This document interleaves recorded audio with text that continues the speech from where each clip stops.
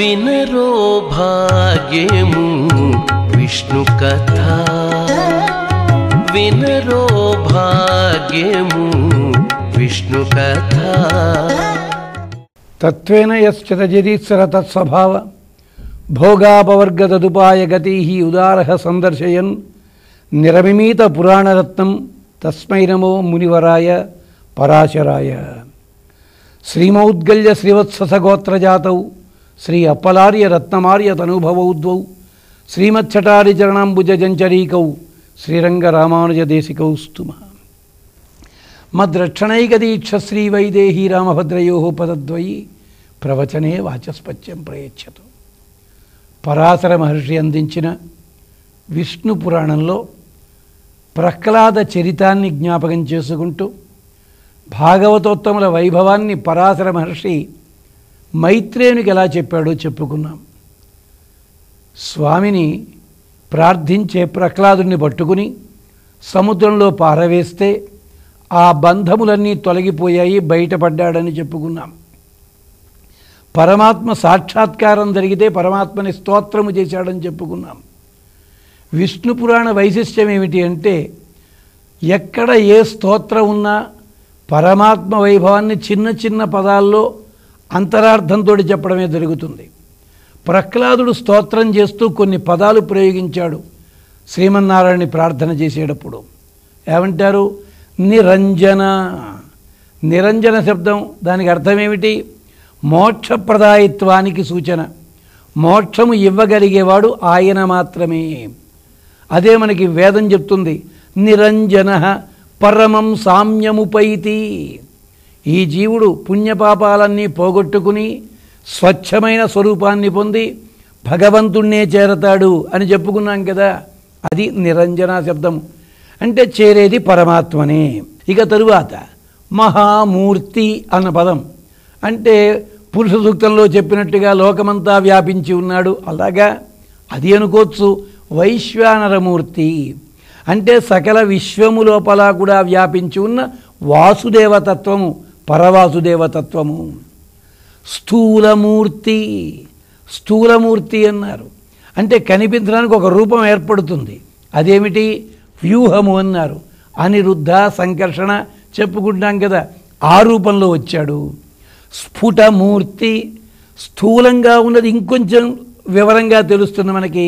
స్ఫుటమూర్తి ఇది విభవము అంటారు. అంటే ఓ రాముడిగా, కృష్ణుడిగా, నరసింహుడిగా, కూర్మముగా వచ్చాడు. ఆ స్ఫుటమూర్తి సకల ప్రపంచంలో తిరిగి ఉండే ఆ వాసుదేవతత్వమే కాకుండా దాటిపోయిన తర్వాత పరవాసుదేవతత్వము అంటే పరం అన్నమాట. కర్రాళ. సౌమ్య రూపం ఉంటుందా? ఉంటుంది. కరాళ రూపము అంటే ప్రళయకాలంలో సకలము కూడా ఉపసంహరించాలి కనుక కరాళ రూపము. సౌమ్య. సౌమ్య అంటే కంటికి కనిపించాలి, ఆనందంగా ఉండాలి. అంటే స్థితి.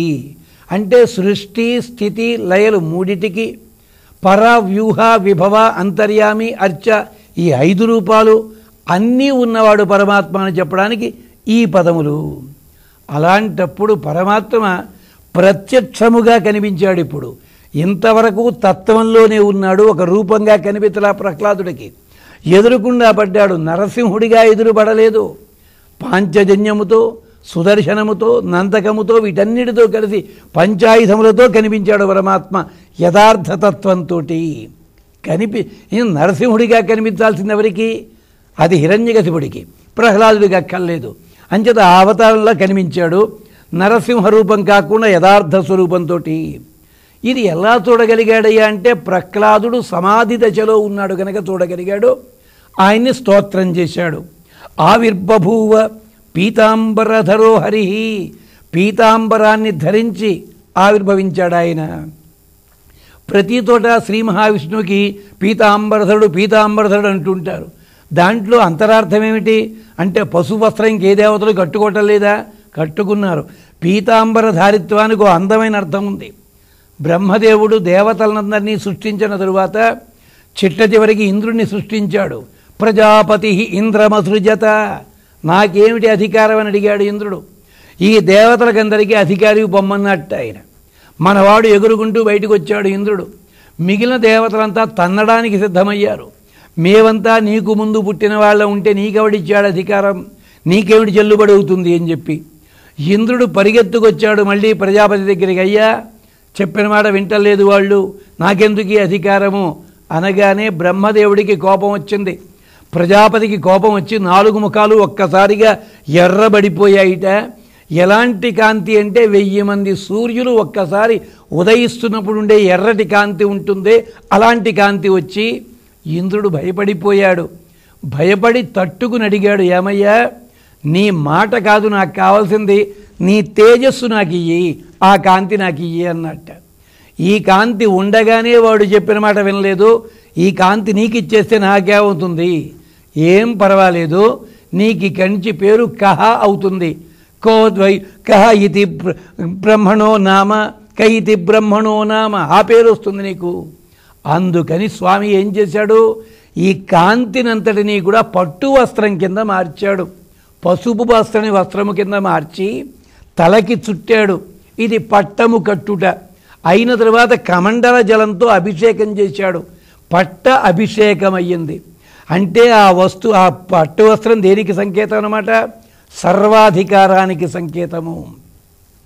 అందుకని పీతాంబరధర అంటే సర్వాధికారిని నేనే అని సూచించడానికి ఆయన ధరించాడు. ఇంద్రుడికి ఒక భాగమే కనుక శిరస్సు మీద ధరించాడు ఆయన. ఇక్కడ సకల వ్యాపి గనక తన శరీరం మీద ధరించాడు. పీతాంబరధర అంటే శేషిత్వానికి అధికారానికి సంకేతము, పరమాత్మకేమో అధికారానికి సంకేతము. మనము ఆయనకి చెందిన వాళ్ళమని చెప్పడానికి గుర్తు పీతాంబరము. అప్పుడు పరమాత్మని స్తోత్రం చేశాడు.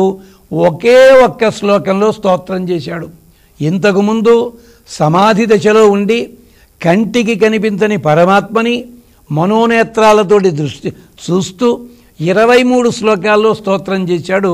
ఇక్కడ కంటికి కనిపించిన వాడిని ఒకే శ్లోకంలో స్తోత్రం చేస్తున్నాడు. లోకంలో ఉన్న తీరే అది. హనుమంతుడు సీతమ్మని వెతికేంతవరకు, సీతమ్మ కనిపించేంతవరకు రకరకాల గంతులు ఇవన్నీ వేశాడు. సీతమ్మను చూడగానే గంతులన్నీ ఆగిపోయాయి. ఆశ్చర్యంగా చూచాడు. పిల్లవాడు కూడా అంతే. ఆ అనుభవించేంతవరకు కేరింతలు కొడతాడు. అనుభవిస్తుండగా మాట ఆగిపోతుంది. అది తుమ్మెద కూడా అంతే, జమ్మని తిరుగుతూనే ఉంటుంది పుష్పం చుట్టూను. ఎప్పుడైతే మకరంద పానం చేస్తోందో అది ఆగిపోతుంది. ఇక్కడ కూడా అలాంటిదే. పరమాత్మని ప్రత్యక్షంగా దర్శినంతసేపు అద్భుతంగా గానం చేశాడు. ఎదురు పడితే ఒక్క శ్లోకం అది అంటున్నాడు. దేవ ప్రపన్నార్తిహర, నీవయ్యా ఆటలాడుతూ ప్రపంచాన్ని సృష్టించిన వాడివి, ప్రపన్నుల ఆర్తిని తొలగించేవాడివి. ప్రసాదం కురు కేశవ, కేశవ నాకు అనుగ్రహం కలిగించు, నా మీద ప్రసాద గుణాన్ని ప్రదర్శించు. అవలోకన దానేన భూయ మాం పాలయ అచ్యుత, నన్ను రక్షించు. అచ్యుత జారి పడనివాడా, జారి పడనీయనివాడా. మరి ఏం వరాలు కోరుకోవాలండి?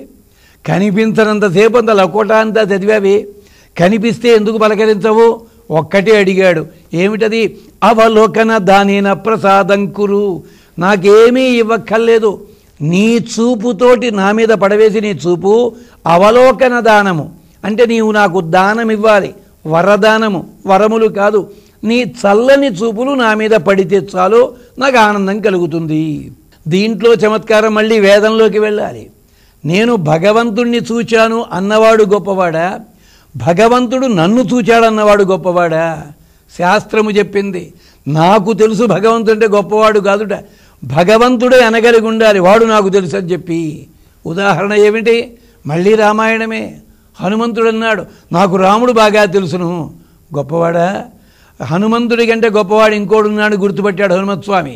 ఎప్పుడు యుద్ధమంతా ముగిసిన తర్వాత తిరిగి వస్తుండగా రాముడు భరద్వాజాశ్రమంలో ఆగి హనుమంతుడిని వెనక్కి పంపిస్తూ భరతుడికి ఈ మాట చెప్పమని చెప్పి అక్కడంటాడు, గుహుడని నా స్నేహితుడున్నాడు, మమ ఆత్మన సఖ గుహో నామ స్థపతి గంగాకూలే, అక్కడున్నాడన్నట్ట. హనుమంతుడు కళ్ళనీళ్ల పర్యంతమయ్యాడు. ఎంతకాలం రాముడు నాకు తెలుసును, నేను రాముడికి దగ్గర అనుకుంటున్నాను, కానీ రాముడికి మనస్సులో గుహుడు దగ్గర వాడనే భావం ఉంది. లక్ష్మణస్వామి కూడా అంతే. నేను రాముని దగ్గర ఉన్నాన్ని ఆనందం ఉంది, కానీ రాముని మనస్సులో ఎవరున్నారో భరతుడున్నాడు. అదనమాట జాయమానం హి పురుషం యం పశ్చేద్ మధుసూదన సవై సర్వార్థ సాధక.